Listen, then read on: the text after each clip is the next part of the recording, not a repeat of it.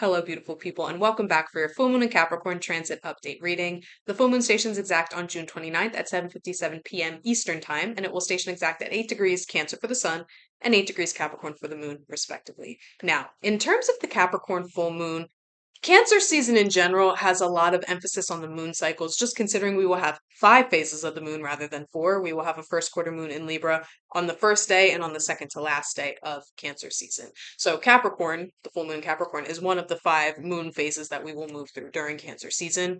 And while the full moon itself holds specific symbology that we will move through very shortly, there's also an emphasis, oh my gosh, a woodpecker just flew at my door and my cat freaked out. Sorry about that. There's also an added emphasis, I would say, on the energy surrounding the full moon. Starting, I think, on the 27th, we'll have Mars directly sextiling Jupiter at 29 degrees Taurus and Cancer, respectively. And then on the 28th, Mars will move into Gemini, where it will station at 0 degrees Gemini. On the 29th, we'll have Mercury station retrograde and then the full moon later that night. And then on the 30th, less than 16 hours after the full moon in Capricorn stations exact, Jupiter will move into Leo. So then we'll have Mars and Chiron and Jupiter, and then the North Node shortly after, all at 0 degrees of their respective signs. And then the 4th of July, just a couple of days after that happens, we also will have Venus trining Lilith on the 1st. More of the Vesta Palace conjunction on the 2nd that we've seen them going throughout Cancer season. Mars will conjoin Uranus at 3 degrees Gemini on the 3rd, and then the 4th of July is very significant. It's technically America's 250th birthday. We'll have Mars and Uranus conjunct one another in Gemini, which is the sun sign of a specific Cheeto-looking fella, right? Mars and Uranus. Uranus is unpredictability. Mars is action. Also, Mars is ruled by Eris. Ares? How do I say his name? Eris, the god of war. I always say it wrong because I always want to say Aries, but I know it's not pronounced Aries. But Mars rules Aries, which is ruled by the god of war. Unpredictable, action oriented, potential chaos. On top of that, as we will see, we will also have Eris. Let me see where Eris is, because Eris is making a square to Mercury, which will be retrograde. So that Mercury retrograde is ruling over the Uranus-Mars conjunction. And that Mercury retrograde is going to square Eris in Aries, the goddess of discord. Meanwhile, the sun is going to square Saturn, which will be, the sun is in Cancer. Saturn's also in Aries. Meanwhile, we have all of this other energy moving through Aries as it is, the sign of war, among other things. And then Pluto's also going to be retrograde while it is still sextiling Neptune, which isn't retrograde yet, but then that Neptune and Pluto will also sextile that Mars-Uranus conjunction, which is ruled by that Mercury retrograde, which is squaring Eris, the goddess of discord and chaos. So like I said, while there's specific symbolism we are going to talk about for the full moon specifically, just know the energy surrounding the full moon, I think, has a greater emphasis than just the full moon.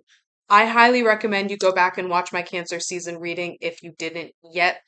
We kind of moved through a lot of what's going on. I will also be doing more up-to-date and more relevant and recent transit updates on my TikTok, Radius of Aurora. Go follow me on there if you so choose. If not, we can just talk on here. That's also great.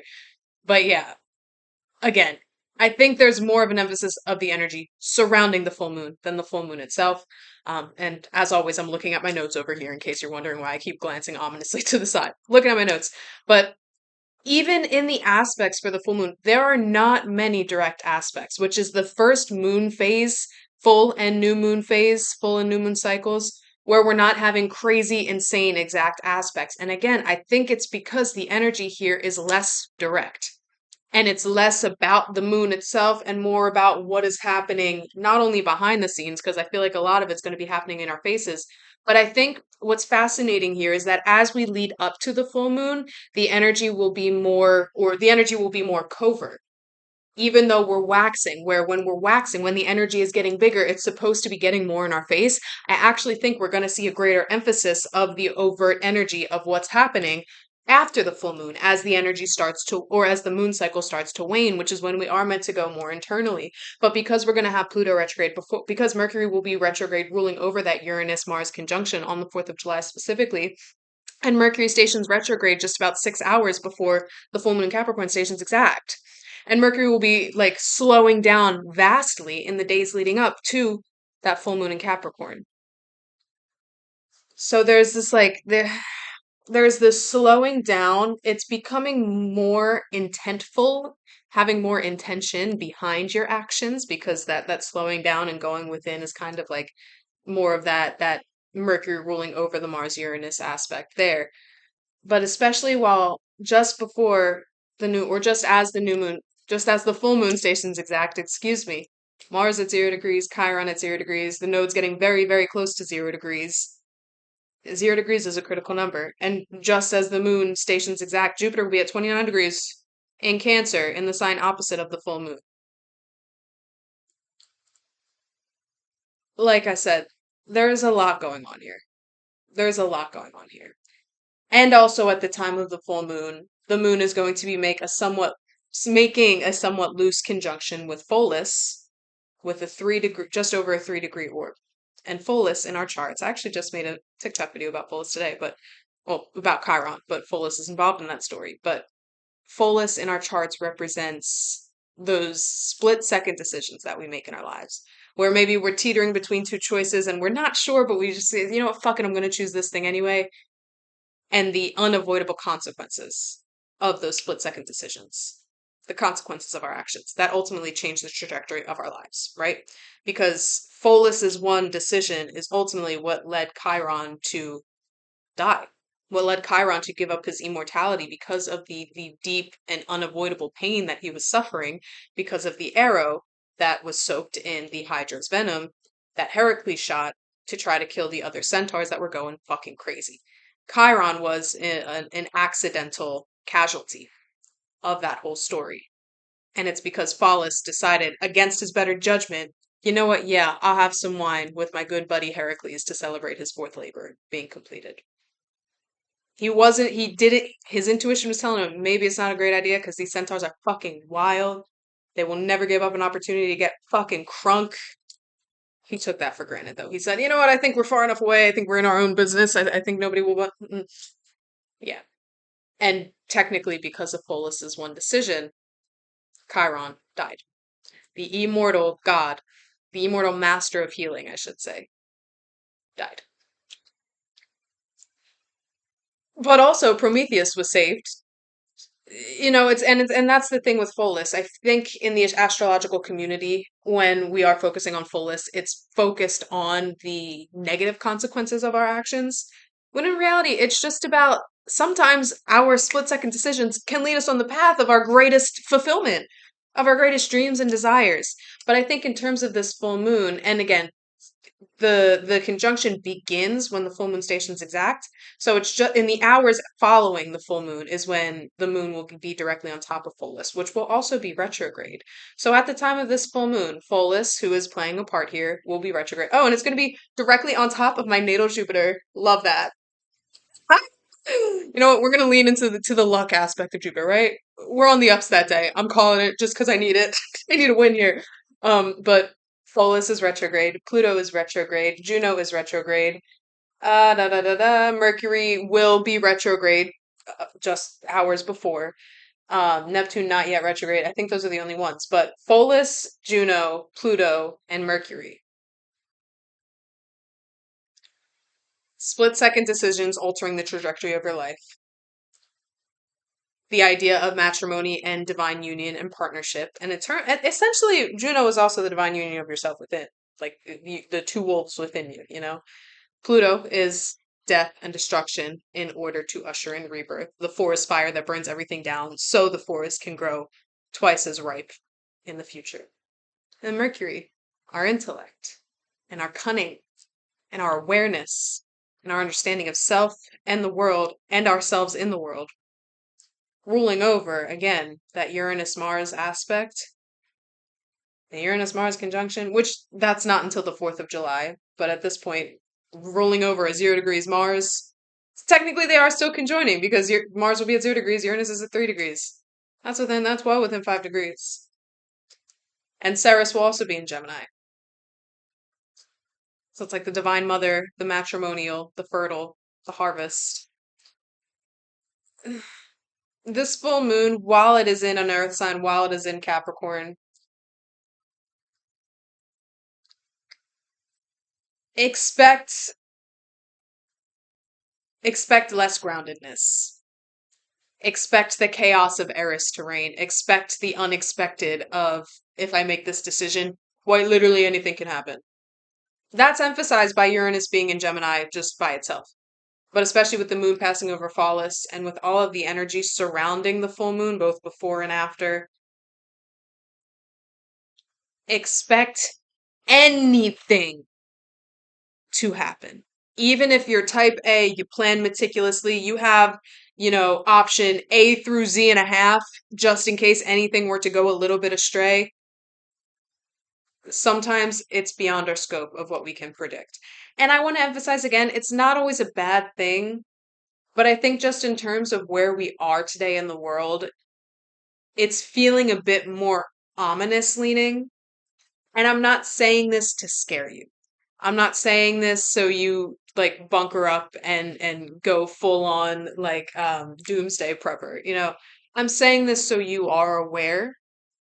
And for some of you, in case you've been getting those intuitive things, they're like, oh, you know what, maybe I should pick that up just in case. Maybe I should go do that just in case. Maybe I should do it. Anything you're feeling about doing, just in case, do it. But don't overthink it. And trust that you're being called to do it for a reason, and you wouldn't be called to do it if there wasn't an element of protection surrounding you. So no matter what happens, you're good. Keep telling yourself that. No matter what happens, I'm good. I'm good. No matter what happens, I'm good. No matter what happens, you're good. No matter what happens, we're good. But just to be aware, you're not going to understand what potentially could happen because anything is on the table. All of the 0 degrees, the 29-degree Jupiter moving into the 0 degree mark. We'll also have Eros at 28 degrees, directly sextiling Mercury retrograde. And Eros, again, it's that loss of innocence, while Persephone is also in Taurus, another earth sign.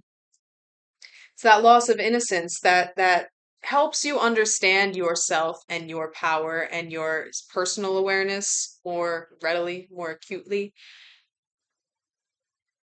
But it's also like losing yourself in a way. In order, like the Eros comes into our lives in order to have us lose all aspects of ourselves we thought we were, in order to regain our strength and power and self understanding, among other things. It's also sensuality. It's also like, oh, that was happy pride. But you know what I mean? It's also, it can be all of those things. But in this context, I think it's the context of there's potential that one decision here, one split-second decision that you make can quite literally alter the course of everything and make you lose your own sense of identity. And in some cases, potentially your autonomy. But it's just so you can learn how to regain that. But the steps between losing and regaining, it's a whole other story within that.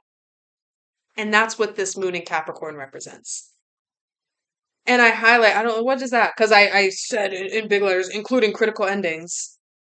I said there's an emphasis here on Jupiter as it's saying goodbye to its transit through Cancer with a full moon in the sign directly opposing Cancer, the sign of its exaltation. That's another important note here. Because this is not only the last like moon phase where Jupiter is moving through Cancer, where it's in its exaltation and ruled by the moon that it's ruling, that Cancer rules over. But the last moon phase where Jupiter will be in Cancer in its exaltation ruled by the moon is a full moon in the opposite sign of where Jupiter is currently residing. Again, it's that opposition, it's that tension. And as soon as Jupiter moves into Leo, it's going to be well, I mean, technically even at 29 degrees, Jupiter is already technically opposite Pluto at 4 degrees, but once it moves into that 0 degrees Leo, Jupiter is in direct opposition, including in the signs, not just in degrees, including in the signs of Pluto, where it's death. Again, it's that forest fire to burn everything down so it can grow anew. But again, as we just said, the time between burning down and growing anew, there's a whole story within that. And I think that's the main theme of this Capricorn full moon here. It's not letting yourself get lost in the sauce. It's trusting in a brighter tomorrow. And I again, go watch that Cancer season reading because I speak on this in that one too. And I think it was in the Gemini new moon reading too that I say this. But just because everything externally might look like chaos, or even fuck, even everything internally might feel like chaos for a while, right? Because you're scrambling, you are losing a sense of identity. Because there's this shift that I think we're making collectively where we are recognizing how constricted not only we have made ourselves to be, but how constricted and restricted the systems and the powers that have been, language is important, have been, what's over here is way different than what has been. So let's start putting our language around that, right? But we're recognizing that we have been very constricted and restricted by the system, which taught us that we are and have to be a certain thing. But in actuality, and I speak on this a whole lot, our minds are infinite. Our capacity of expression of that infinite nature is also infinite. But we've put up our own rigid walls within the confines of our mind in order to maintain the structure as it stands. Because we were taught by the system that if the structure is not standing, that automatically means chaos. That automatically means turmoil, discord. Everything's going awry. Everyone's fucking miserable, right? That's what we were taught. So unconsciously, we've put up our own rigid walls within our minds and stuck with those ideals in order to keep up appearances, in order to keep everything business as usual. Because what's that phrase? Better the devil you know, right? That's why people don't like change. Because if they went through, let's say, a 6 month, 3 year period, even 3 year period of darkness, but they know if they just went through that period of darkness where they could not see anything in front of them, they just had to trust that if they kept walking and walking, just one in front of the other, one in front of the other, that they would make it. And yeah, sometimes that meant there'd be a log in their path that they'd trip and fall on their face. Maybe sometimes land in mud. Maybe sometimes get fucking slugs and what are those the bloodsucker ones that are in water? Those fuckers get those on their bodies, and they'll have to pick them off, and you can't even see what they're picking off. They can just feel them getting there, and they're going through 3 months to 3 years of that, right? But they know A, they're not going to die. B, what's on the other side of that darkness is the greatest, most illuminated, most like perfectly structured reality for that individual. They'll just have to trek through the mud, through the forest at night to get there. But the forest, the trekking through the forest, that in between space we keep talking about, that's uncomfortable. That's uncomfortable. Not only is it uncomfortable to have like fucking slugs and what are those fucking bloodsucker things called? Leeches. Thank you. Thank you. Even it's not fatal. Nothing they go through will be fatal. It'll actually fortify them into becoming a stronger and more capable and more confident person than even they are now. But it's uncomfortable to do that. And the discomfort is enough to keep them in those rigid walls. The discomfort is enough to say, you know what, my life isn't that bad. It's enough to make you forget how miserable you were even 30 minutes ago, sitting under the fluorescent light that you can hear buzzing 24 hours a day, 7 days a week. And you feel this drone, this monotonous thing, and you think there must be more to life than this. There must be. There must be more to life than this and getting drunk on the weekends just to forget how miserable I am during the week. There must be more to life than this. But then you start contemplating the work you have to do in order to get to the more life that is available to everybody. And the work seems rather daunting. And then that droning buzz doesn't seem as tedious anymore.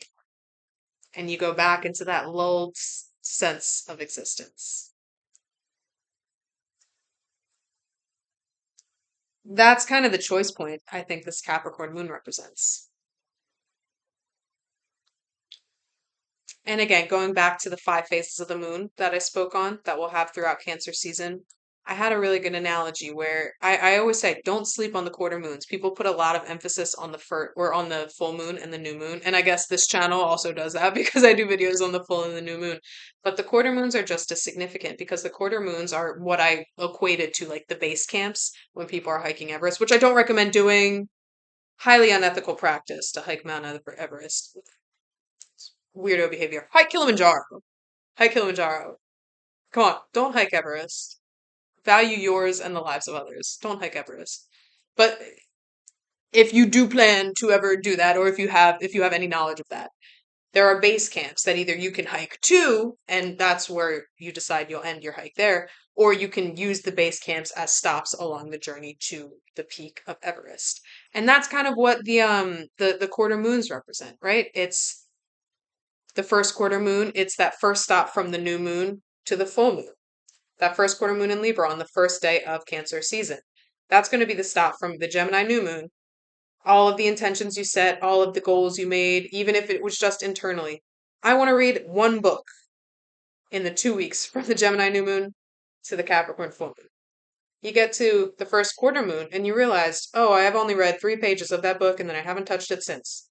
So now that you are aware that you haven't kept up the pace you need to, maybe you'll kick it into high gear, or maybe you'll move the goalpost, right? Maybe you'll say, okay, so maybe by the Cancer new moon we'll do this. But either way, it's that check-in point to see where you are with your goals, how much farther you have to go, and if they are still attainable based on the work that you've put in thus far. It's holding yourself accountable. That's what the quarter moons do. Holding yourself accountable, right? So the first quarter moon going up to the full moon, that's that check-in point to say, like, have I been doing what I need to be doing? Then you get to the first quarter moon. If you have been doing what you need to be doing and you're on the right trajectory and you are still aligned to make your goals in time for the full moon, for that illumination, yay, we made it. Oh my god, top of the mountain, Acme, peak. Let's do it. Heck yeah, I rock. Going back down, you'll have the second quarter moon as the moon wanes to get to that new moon, that dark moon again. As the moon wanes, it's less about seeing if you are still on the right trajectory to meet goals. But this is a period of reflection. This is a period of integration. So as you're at the full moon, maybe you did whatever goal it was. We use the book example again, right? Whatever your goal was from the new moon to the full moon.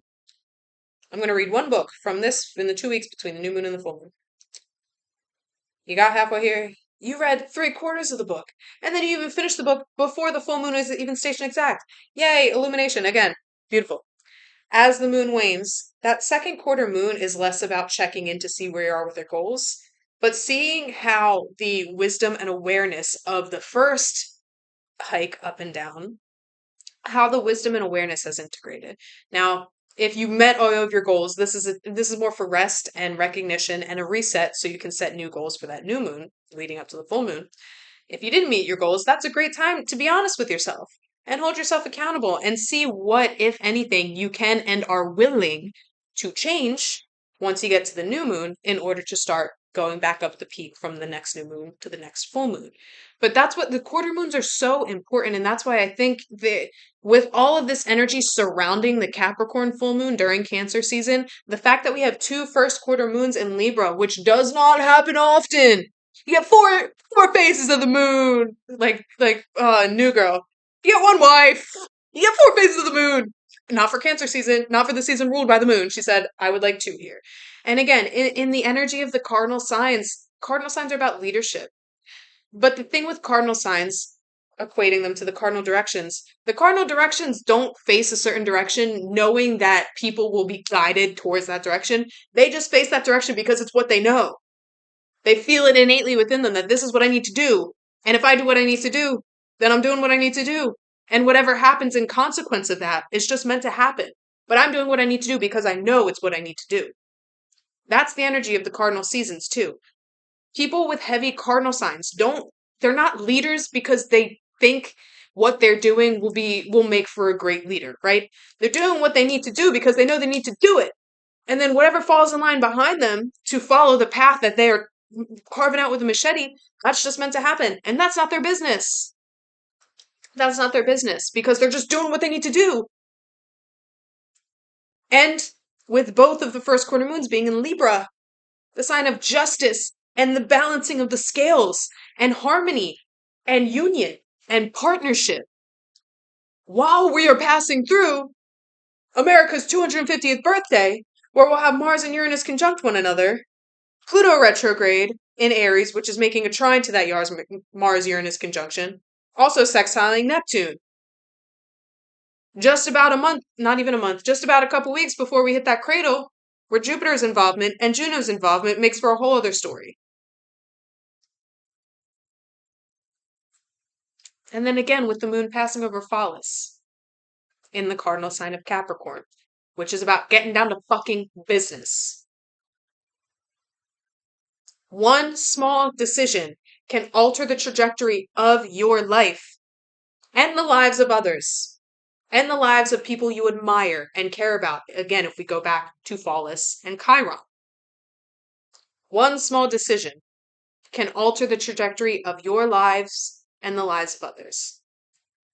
In the cardinal signs, in the cardinal earth sign, which is about tangible, boots on the ground action, making things real in reality, dredging them up. And what's fascinating is at the time of the full moon, Capricorn will be in the first house. Well, Capricorn will be on the horizon, I should say, as will Cancer be on the opposite horizon.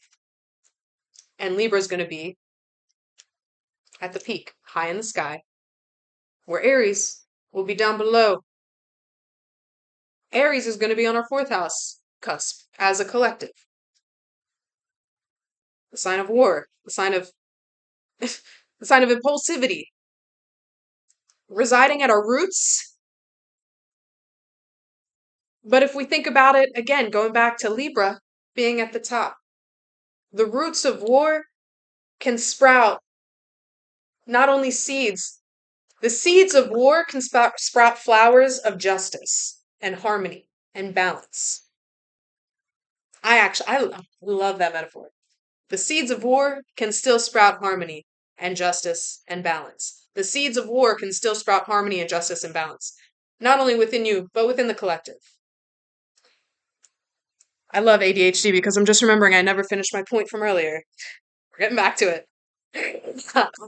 The seeds of war can still sprout fruits of justice and balance and harmony. And I mentioned this in the Gemini New Moon reading video. Despite everything you're seeing externally, the chaos that may be reigning, the fires that may be burning down the entire forest around you, you cannot let that make you believe that this is all there is. If you have any hope, any vision, any semblance of your own trajectory here, we're bringing it back to the personal, especially with Aries being at the root, right? If you have any semblance of an idea of where you are going in the long term, you just have this thing. You're like, when the droning buzz of the fluorescent lights really gets to you and you start daydreaming. What are you daydreaming about? Where are you going? What are you doing? Who are you doing it with? Where are you? What are those dreams? Visualization is such a potent technique and it works because it works. If you can dream it, you can do it. If you couldn't do it, you wouldn't be able to dream it or visualize it. So the fact that you're dreaming it means it's possible. The fact that you're dreaming it means it already exists somewhere.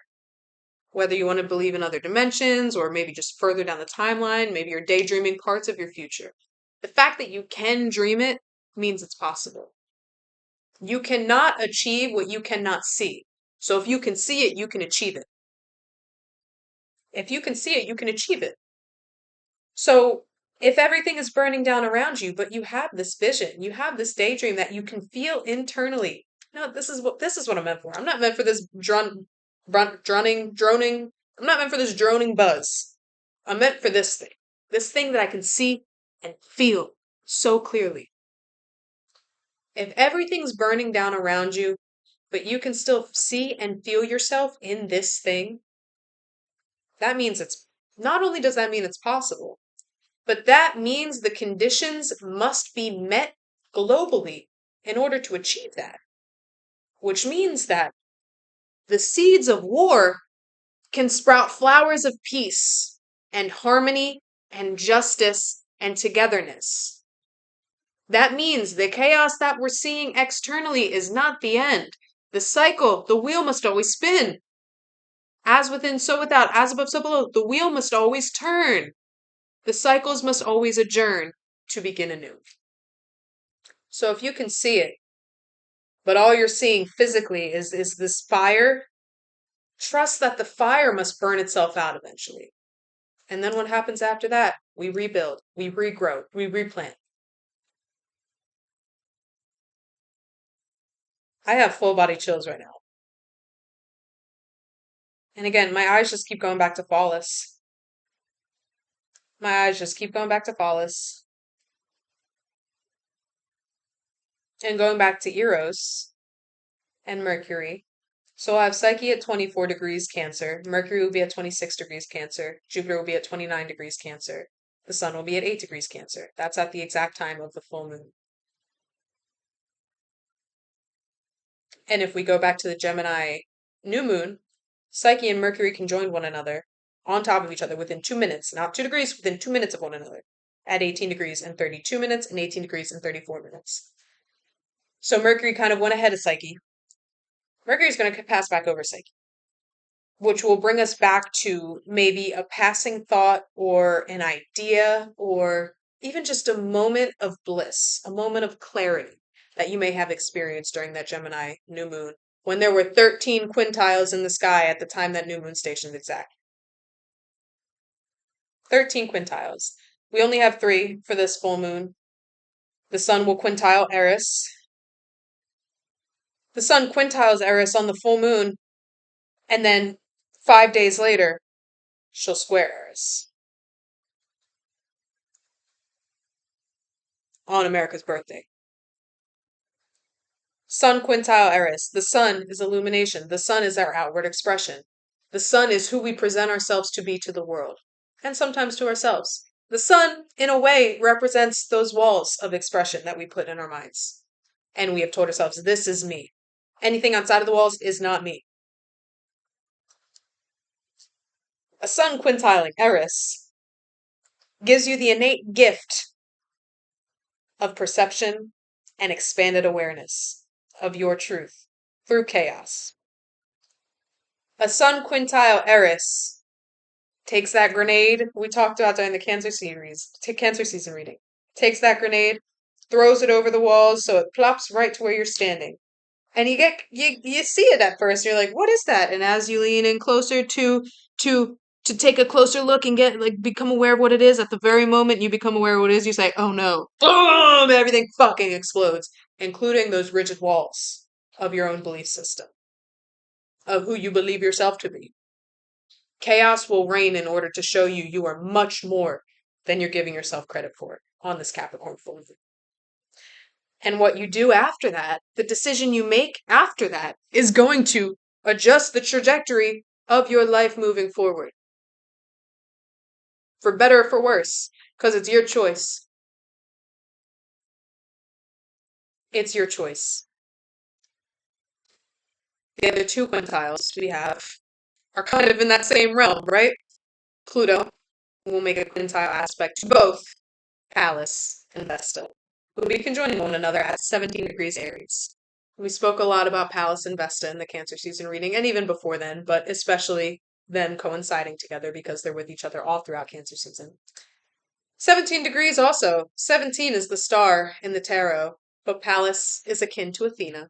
Strategy, strategic planning, wisdom, also warfare, especially in Aries. Because Athena's strategy was because she was a goddess of war. She was a goddess of strategy. She is a goddess that helped to plan the strategic action taken during wartime. Conjoining Vesta, our sacred flame. She's the devotion we show ourselves. And I love Vesta as a goddess because Vesta, Hestia, both are the same in the Roman and Greek traditions. But Vesta, or Hestia, every single sacrifice ever made in any ritual ever done goes to her first. She's the flame. She's the flame. And once that flame is lit, the lessons of Vesta is about learning how to tend to that flame, to maintain its bigness, or even just to maintain it, just to keep it going. So that even in times of despair, you never forget to do that thing to stoke the fires. Even if it gets down to a tiny candle, you're still going to stoke it every single morning just to make sure that candle does not burn out. Because you know there will be a day. I amaze myself at the way that I bring things around sometimes. You know that there will be a day where you'll make it out of that middle section. There'll be a day after the destruction where you finally see the light again, where those first sprouts begin to bloom. and you'll be really fucking happy you never let that flame die out. Speaking of, my flame over there on my altar just started crackling as soon as I thought that. Hey, she's visiting. Everybody say, hey, Vesta. Love you. Oh, I have full body chills. Oh my God. Oh my God. Keep talking. Keep talking. But to go on from that, Pallas and Vesta conjoining one another at 17 degrees, akin to the star in the tarot, also a degree ruled by Leo, which is the sun, which is the biggest star in our solar system. Pallas and Vesta coming together to make a quintile aspect to Pluto, which, if we go back, is the planet of the forest fire, which destroys everything, but not just for destruction's sake. So we can rebuild even stronger, even more fortified, even more fruitful. The last thing that I believe wants to be said is that Jupiter, while it's at 29 degrees. Oh, so I said Mercury will be sextiling Eros. Jupiter technically will be making an even closer sextile with Eros. So everything I said about Mercury and Eros, just expand that because Jupiter makes things bigger, baby. Jupiter makes things bigger. But other than that sextile with Eros, Jupiter is also making a biquintile with Hecate, who will be at 5 degrees and 6 minutes in Pisces. So Hecate is the mother of witches. She represents points in our chart where we have untapped magical potential and power and the ability to go beyond even things that we're not consciously aware we even have. And I'm going to repeat that. The ability to go beyond the scope of what we're not even aware we are capable of. And Hecate will be in Pisces with the North Node, the realm of the collective unconscious, the sea of potentiality, the void, the birthing canal. So I'll emphasize here. Quintiles and biquintiles awaken innate gifts within us, help us become consciously aware of the gifts we have so we can actually start to do something about them, right? Jupiter is the great benefic, meaning it makes anything it touches bigger. And if I remember correctly, this is an exact 1 degree orb, but close enough. A near exact biquintile Jupiter is making with the mother of witches, while she is in the realm of pure potentiality. While the moon is crossing over Phallus, which tells us that 1 split-second decision, especially concerning our inner awareness, our emotions, our understanding of self through our emotions, the way we feel about ourselves in the world, 1 split-second decision can change the trajectory of your life. And if Jupiter is making bigger that plasmic field of the collective unconscious, of pure, untapped potential, of the void, of the flow state, the magic that Mother Hecate offers us, existing in the flow and the void and the realm of plasma of pure potentiality. 1 split-second decision can alter the trajectory of your life. It's about the decisions you make after everything has burnt down while the chaos is still reigning. Or I guess, because, let me rephrase that. After the flames have been ignited and you're seeing everything burning down around you. So it's actively happening. The burning's actively happening. Remember, we talked about here, and then the regrowth, and then everything that happens in the middle. We're like, if this is a timeline, we're like right here. The flames are still ignited. They're just beginning to ignite, both internally and collectively speaking. They're just beginning to ignite. And you can feel the walls of your rigid structure heating up. They're hot to the touch. So maybe internally right now, there's nothing burning, but you sense it. Going back to what I said earlier, anything you feel like you should be doing right now, passing thought, do it. Because you're sensing the chaos. You're sensing the heat. Like when they tell you if you're in a building and there's fire in a room, you can feel the door handle and it's hot. That means there's a fire in that next room. You're feeling the heat build. And you know those walls will not stay up. Eris is throwing the grenade in to make the chaos reign even more quickly. So you can see the truth of how much you have been hiding yourself from yourself. So you can see the truth of just how restricted you have allowed yourself to be. I don't know if you heard that. My cat just screamed from the other room. Confirmation. How restricted you have allowed yourself to be. And that's not something you should get down on yourself about. The system is in place because they use some pretty fucking powerful, deceptive glamour magic. So if you were unaware of the true extent of your nature and your power, don't get upset with yourself about that. We've been collectively under a spell for a really, really, really fucking long time. Whatever number you're thinking of, even longer. Really fucking long time. And it was a thick veil. But some little tricksters were awakened in the last couple years, especially in the last year. And they just said, what happens if I just, you know what? Said, what happens if I just do this? At one of the corners.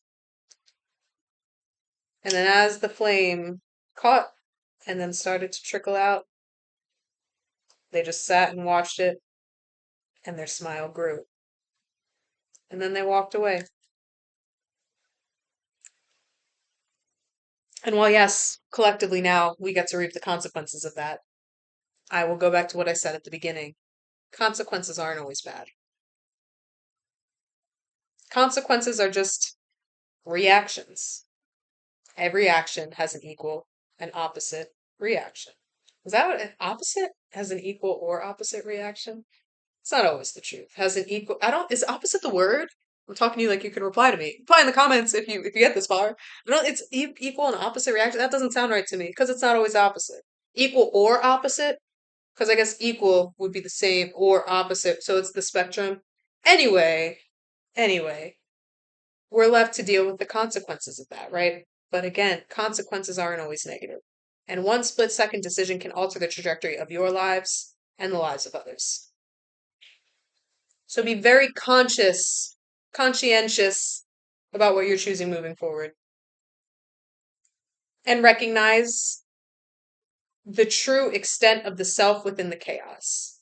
Recognize that you are also the chaos. And if you are the chaos, you can't be swept away in the chaos because it's just you. It's all just you. Are you hearing me? It's all just you. So while we're still at the very beginning of this trajectory, where we're watching things burn before everything burns down, and then we have this weird middle plasmic space of pure potentiality before we get to the regrowth. While you're here and throughout here, recognize that this is you, that this is you, and that this is you. Just a different part of the wheel that keeps spinning. If you understand that, you cannot lose your center.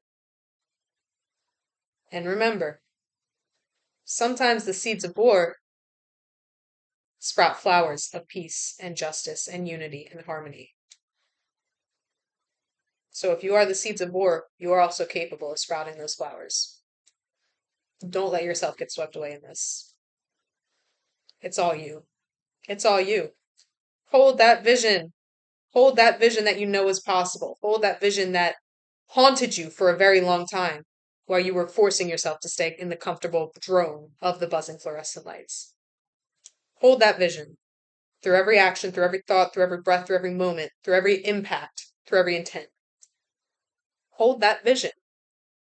Because if that vision's possible, that means this regrowth period is possible. Not only for you, but for the planet, for all of her people. It's possible. Keep your center in the chaos. Any intuitive hits that you're getting to go do right now, go do it right now. Go do it right now. Don't put it off. If you're driving home and you think, oh, I should go grab this from, go do it right now. Go do it right now. Go do it right now. Go do it right now. Go do it right now. Go do it right now. Go do it right now. Go do it right now. Go do it right now. I mean it. We'll end it there. This one was a little bit different, but I have a feeling it's because this full moon is a little bit different. And again, I'm gonna be posting videos leading up to this full moon and then after, of course, because again, from like the 27th until the 4th of July, we're moving through this weird gelatin matrix of potential. It's the best way to put it. Potential. Because it's going the trajectory we move to and through and the efficiency we move through it with will depend on the choices that every single individual makes. Because again, one small choice can alter the trajectory of your life and the lives of others. For better or for worse. And I don't say that to scare. I say that so you are aware. So you stop reacting and start responding. Don't overthink it. And I believe that's it. Ha! Ha! Holy moly. Anyway, I love y'all. I see you for the Cancer New Moon or on my TikTok. You go follow me there. Love to see you. That's it. Love y'all. Bye.